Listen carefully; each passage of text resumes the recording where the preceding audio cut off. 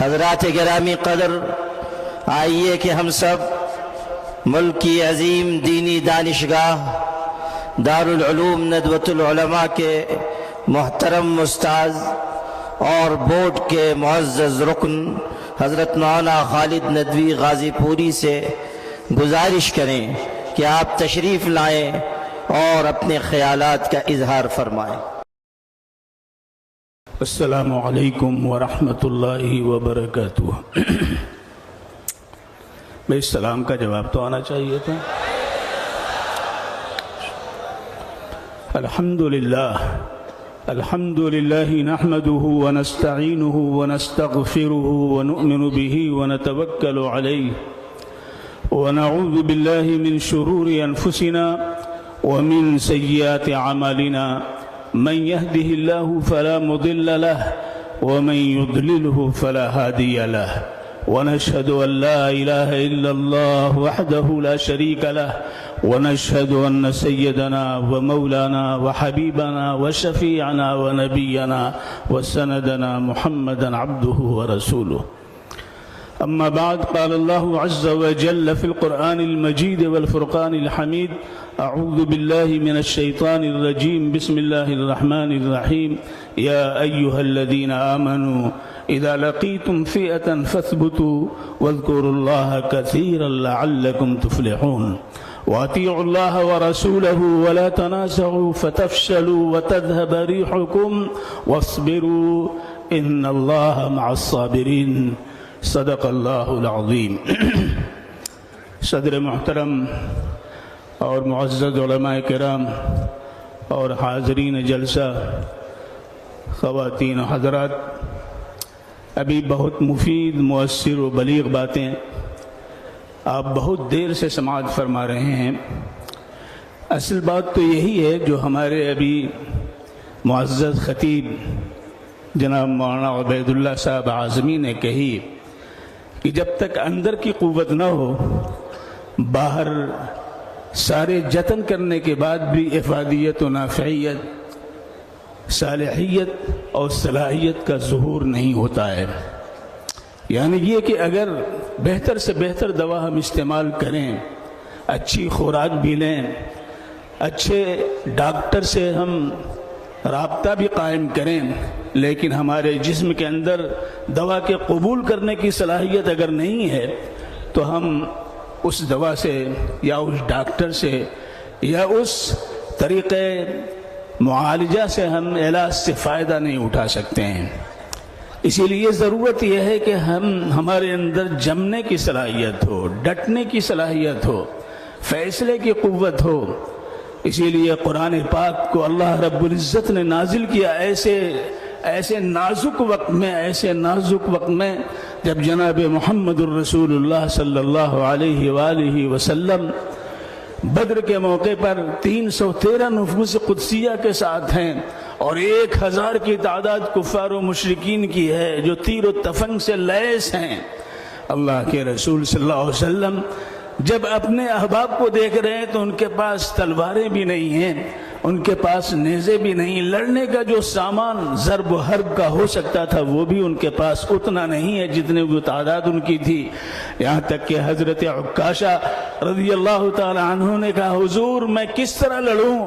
تو جناب محمد الرسول اللہ صلی اللہ علیہ وآلہ وسلم نے ایک کھجور کی شاخ ان کو دے دی اور اللہ کے رسول کے معجزے سے وہ شاخ ایک تلوار کی شکل اختیار کر گئی اور وہ تلوار وہاں تو کام آئی، اس کے ساتھ حضرت امیر معاویہ کے خلافت کے زمانے تک وہ تلوار موجود و محفوظ رہی۔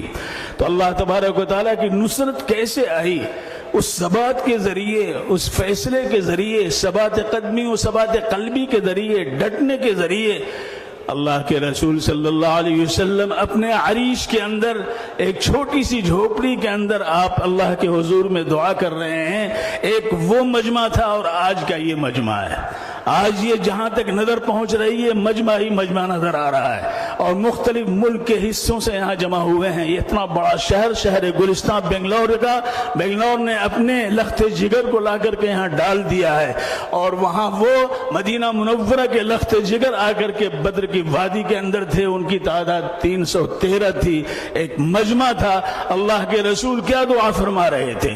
اللہ کے رسول کی دعا تھی ان تہلک اللہم ان تہلک هذه العصابة لا تعبد، اللہم ان تہلک هذه العصابة لا تعبد، اللہم ان تہلک هذه العصابة لا تعبد. اے اللہ، اگر یہ مٹھی بھر جماعت آج کام آ گئی تو تیری عبادت نہیں کی جا سکتی ہے.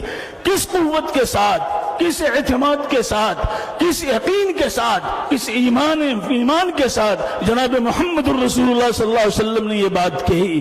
یہ آیت اس وقت نازل ہوتی ہے، یا ایھا الذین آمنوا اذا لقیتم فئۃ فاثبتوا. اے ایمان والوں سے خطاب کیا گیا ہے، کسی اور سے خطاب نہیں کیا گیا ہے. ان ایمان والوں سے جن کو اللہ رب العزت نے ایمان کی اتنی بڑی دولت دی ہے، اتنی بڑی دولت دی ہے کہ اگر ساری کائنات سونے کی ہو جائے، ساری کائنات سونے کی ہو جائے، اور ایک منکر خدا، ایک ایسا شخص جو اس شریعت کو ماننے والا نہیں ہے، اگر اللہ کے حضور میں اس کائنات کے برابر سونا پیش کرے اور اتنا اور بھی سونا پیش کرنے کی پیشکش کرے اپنی نجات کے لیے، اپنی بقا کے لیے، اپنی مکتی اور چھٹکارے کے لیے، اللہ تبارک و تعالیٰ کے حضور میں اتنا سونا ایک فرد کی مکتی اور چھٹکارے کے لیے، آزادی کے لیے اللہ تعالیٰ قبول نہیں فرمائیں گے. ان الذین کفروا وماتوا وهم کفار فلن يقبل من احدهم ملء الارض ذهبا ولو افتدى به اولئک لهم عذاب علیم وما لهم من ناصرین. للذین استجابوا لربهم الحسنى والذین لم يستجيبوا له لو أن لهم ما في الأرض جميعا ومثله معه لافتدوا به أولئك لهم سوء الحساب ومأواهم جہنم وبئس المہاد. اللہ تبارک و تعالیٰ نے صاف فرمایا ہے. اس لیے اس آیت کو جو اس وقت نازل ہو رہی ہے، یا ایھا الذین آمنوا اذا لقیتم فئۃ فاثبتوا، اے ایمان والو، جب تمہاری مدبھیڑ ہو جائے ایسی جماعت سے جو تمہاری زبان کو، تمہاری شناخت کو، تمہاری ثقافت کو، تمہاری روحانیت کو، تمہاری معنویت کو، تمہاری اجتماعیت کو، اگر وہ اس پر نرغے کر رہے ہیں، اس پر وہ اس کو کھول لینے کی کوشش کر رہے ہیں، فاثبتوا، جم جاؤ، قدم بھی جماؤ اور دل بھی جماؤ.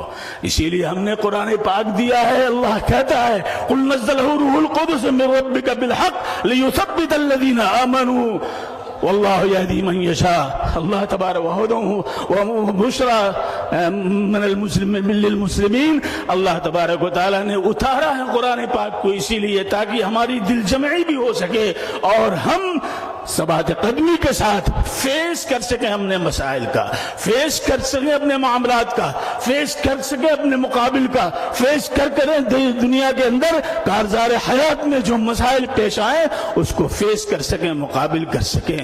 اللہ تبارک و تعالیٰ نے جب کفار و مشرکین مکے والوں نے جب یہ کہا کہ یہ کیا بات، آپ اللہ کے نبی ہیں، تو ایک ہی دفعہ قرآن پاک کیوں نہیں نازل ہو جا رہا ہے؟ یہ بار بار کیوں نازل ہوتا ہے؟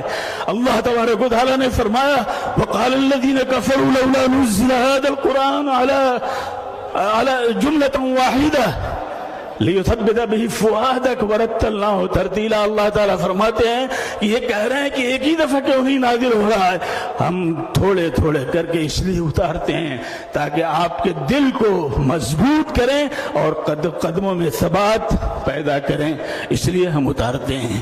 لہذا اس موقع پر یہ آیت نازل ہوئی جس کے بارے میں حضرت تھانوی رحمۃ اللہ علیہ نے صاف لکھا ہے کہ کامیابی کے لیے یہ 5 سوتری، 5 نقطے والے یہ پروگرام جو اللہ رب العزت نے ہمیں دیا ہے وہ یہ ہے، یا ایھا الذین آمنوا اذا لقیتم فئۃ فاثبتوا. اے ایمان والو جمو، جب تمہاری مدبھیڑ ایسی جماعت سے ہو جائے، آج حالات وہی ہمارے سامنے. لہذا اللہ کی یاد سے قوت ملتی یہی اللہ کی آس. پانی میں تاثیر ہے پیاس بجھانے کی, کھانے میں تاثیر ہے بھوک ختم کرنے کی. لوگوں یہ تاثیر ہے ایسی سکون کے لیے, ثبات قدمی کے لیے, دل جمعی کے لیے تاثیر ہے قرآن پاک کے اندر اللہ نے رکھی ہے. الا بذکر اللہ تطمئن القلوب والذین آمنوا وعملوا الصالحات طوبی لہم وحسن مآب. لہذا اللہ اور اللہ کے رسول کی اطاعت ہو. اور چوتھی بات یہ ہے کہ آپس کے اندر اتحاد کی فضا. لا تنازعوا فتفشلوا وتذهب ريحكم واصبروا ان اللہ مع الصابرین. لیکن اگر ہم نے اس میں کوئی کوتاہی کی تو ایسی صورت میں ہمارے لیے جو ہے مشکلات پیش آئیں گی. ایک لطیفہ ہے, وہ سنا کر کے میں اپنی بات ختم کر رہا ہوں.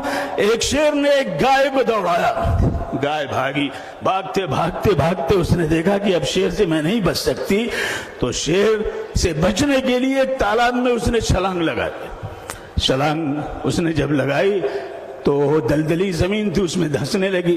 پیچھے سے شیر آیا اور شیر نے اور زوردار چھلانگ لگائی, اس سے آگے نکل گیا. وہ پہنچا, وہ بھی دھنسنے لگا. شیر بھی دھنس رہا ہے اور گائے بھی دھنس رہی ہے. شیر بھی دھنس رہا ہے اور گائے بھی دھنس رہی ہے. شیر نے کہا بڑی لجاجت کے ساتھ, گائے رے گائے, کیا ظلم کیا تم نے. اگر تو اوپر رہتی تو ایک ہی جان جاتی, اب تو دونوں کی جان جا رہی, اب تو دونوں کی جان جا رہی ہے. گائے نے بڑے ہی اطمینان سے کہا, شیر تم تو جنگل کا بادشاہ ہو اور میں گائے ہوں, لیکن یاد رکھو تمہارا کوئی مالک نہیں ہے اور میرا مالک. تمہارا کوئی مالک نہیں ہے, میرا مالک ہے. شام ہوگی میرا مالک مجھے تلاش کرتا ہوا آئے گا اور اس تالاب تک جب آئے گا مجھے اس دلدل میں دھنستا ہوا دیکھے گا تو مجھے وہ نکالے گا اور تمہیں مارے گا, اس لیے کہ تمہارا کوئی مالک نہیں ہے. لوگوں ہمارا مالک ہے, وہ ہمیں دیکھ رہا ہے. فیصلہ وہاں سے ہوتا ہے, نفاذ یہاں پہ ہوتا ہے. ہم اس کے بنیں گے تو انشاءاللہ سارے مسائل ہمارے حل ہوتے چلے جائیں گے. اللہ ہمیں توفیق سے نوازے. وآخر دعوانا الحمدللہ.